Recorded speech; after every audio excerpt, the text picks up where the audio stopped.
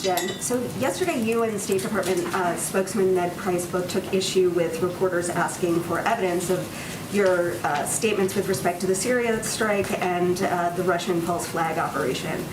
Do you really believe that journalists are repeating Russian and Islamic State propaganda in pursuing those questions, first of all? And second of all, will you be offering evidence of your claims with respect to what happened in Syria when they become available? Absolutely, and let me just start by saying that we welcome tough questions and good faith scrutiny. Otherwise, I wouldn't come out here. I wouldn't have come out here almost 180 times and engaged with all of you and your tough questions and good faith scrutiny.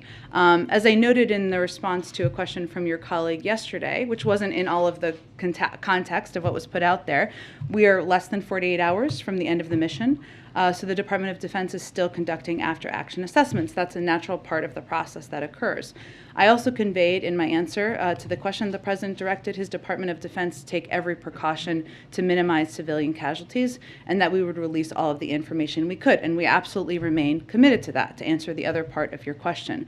While I did not go into this level of detail during the plane gaggle, we also did a number of briefings. A number of you participated in yesterday to brief out a number of the specific details, including the fact that we sent out special operators at significant risk to themselves to minimize the risk of civilian casualties. Of course, that's different than doing a strike, which would not be as much risk to individuals involved. But obviously, these individuals were on the ground for a couple of hours as we briefed out.